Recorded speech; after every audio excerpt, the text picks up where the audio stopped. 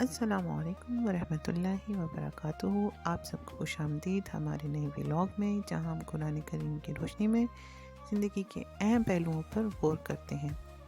آج ہم سورہ توبہ پر گفتگو کریں گے، جو قرآن کریم کی ایک منفرد اور نہایت اہم صورت ہے۔ یہ وہ صورت ہے جس کی ابتدا بسم اللہ الرحمن الرحیم کے بغیر ہوئی، کیونکہ یہ اللہ کے غضب، منافقین کے چہروں سے نقاب ہٹانے اور مسلمانوں کو پاک کرنے کے بارے میں ہے۔ اس صورت میں اسلام کی سیاسی، سماجی اور دینی اصولوں کو واضح کیا گیا ہے۔ یہ صورت 9 ہجری میں نازل ہوئی اور اس میں منافقین، کفار اور اسلامی حکومت کے بنیادی اصولوں پر روشنی ڈالی گئی ہے۔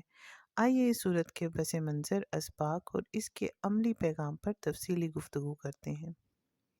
سورہ توبہ کا پس منظر۔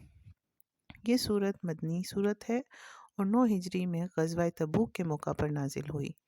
اہم تاریخی پس منظر اس کا یہ تھا کہ مکہ فتح ہو چکا تھا اور عرب میں اسلام کا پرچم بلند ہو رہا تھا۔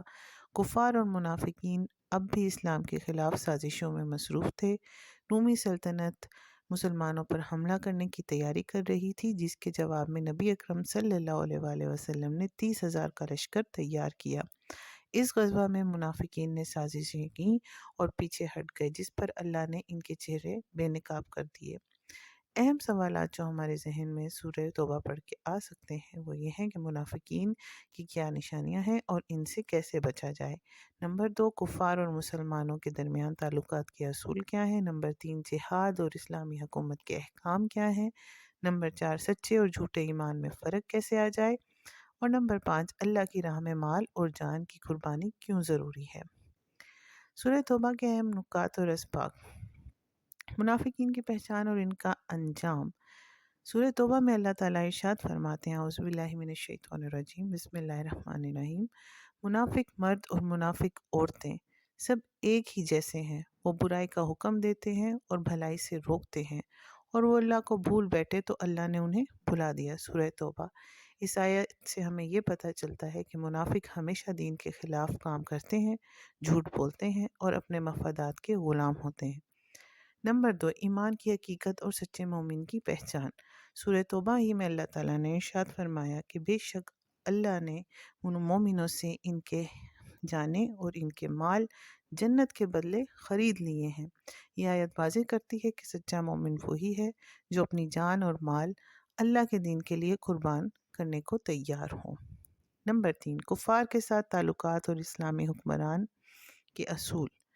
سورہ توبہ میں اللہ تعالیٰ ارشاد فرماتے ہیں، اور جب حرمت والے مہینے گزر جائیں تو مشرکین کو جہاں پاؤ قتل کرو، انہیں پکڑو، انہیں گھیرو اور ہر جگہ ان کی طاق میں رہو، لیکن اگر وہ توبہ کر لیں، نماز قائم کریں اور زکوٰۃ دیں تو انہیں چھوڑ دو، بے شک اللہ بخشنے والا مہربان ہے۔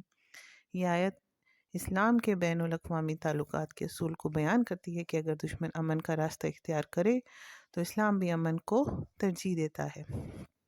نمبر 4، دنیا کی محبت اور آخرت کی حقیقت۔ اگر تمہارے باپ، تمہارے بیٹے، تمہارے بھائی، تمہاری بیویاں اور بیویوں کے لیے شوہر، تمہارے رشتہ دار، تمہارے کمائے ہوئے مال، تمہاری تجارت جس کے مائد کا، بڑے کا یا نفع کا تمہیں خوف رہتا ہے، اور تمہارے پسندیدہ مکانات تمہیں اللہ اور اس کے رسول اور اس کی راہ میں جہاد سے زیادہ محبوب ہیں، تو جاؤ، انتظار کرو یہاں تک کہ اللہ اپنا فیصلہ لے آئے۔ سورہ توبہ۔ یہ اللہ تعالیٰ نے سورہ توبہ میں ارشاد فرمایا ہے کہ اگر دنیاوی چیزیں ہمیں اللہ کے دین پر عمل کرنے سے روکیں، جہاد کرنے سے لوگ روکیں، تو یہ ہمارے ایمان کے لیے خطرناک ہو سکتا ہے، اللہ تعالیٰ کی ناراضگی کا سبب، اور پھر موت کا وقت آ جائے تو اس کے بعد اللہ تعالیٰ کے غضب کا شکار ہونے کے منظر ہم دیکھ سکتے ہیں۔ سورہ توبہ اور اللہ تعالیٰ کی رحمت کا دروازہ ہمیشہ کھلا ہے۔ سورہ توبہ میں اللہ تعالیٰ فرماتے ہیں، کیا انہیں معلوم نہیں کہ اللہ ہی اپنے بندوں کی توبہ قبول کرتا ہے اور صدقات لیتا ہے۔ یہ آیت ہمیں بتاتی ہے کہ اللہ تعالیٰ ہر گناہ گار کو معاف کرنے کے لیے تیار ہیں، بس سچے دل سے توبہ کی جائے۔ سورہ توبہ سے متعلق ایک حدیث سناتی ہوں، آپ کے پیش خدمت ہے۔ رسول اللہ صلی اللہ علیہ وآلہ وسلم نے فرمایا، سب سے بہترین توبہ یہ ہے کہ بندہ اپنے گناہ پر شرمندہ ہو اللہ سے معافی مانگے اور دوبارہ اس گناہ کو نہ کرے۔ ابن ماجہ۔ یہ حدیث ہمیں سکھاتی ہے کہ سچی توبہ صرف زبان سے نہیں بلکہ دل سے ندامت اور عمل کی تبدیلی کے ساتھ ہوتی ہے۔ سورہ توبہ ہمیں منافقت، سچے ایمان، جہاد، اسلامی حکومت اور توبہ کے اصولوں پر مکمل رہنمائی دیتی ہے۔ یہ صورت ہمیں سکھاتی ہے کہ اگر ہم اللہ اور اس کے رسول صلی اللہ علیہ وآلہ وسلم کے احکامات پر عمل کریں تو کامیابی یقینی ہے۔ اگلے ویلاگ میں ملتی ہوں میں آپ کے ساتھ سورہ یونس کا ذکر لے کر، اور جو حضرت یونس علیہ السلام کی قوم صبر اور اللہ کی رحمت کے بارے میں ہمیں حیرت انگیز اسباق دیتی ہے۔ چینل سبسکرائب کریں اور ویڈیو کو لائک اور شیئر کرنا نہ بھولیں۔ جزاک اللہ خیر۔ السلام علیکم ورحمۃ اللہ وبرکاتہ۔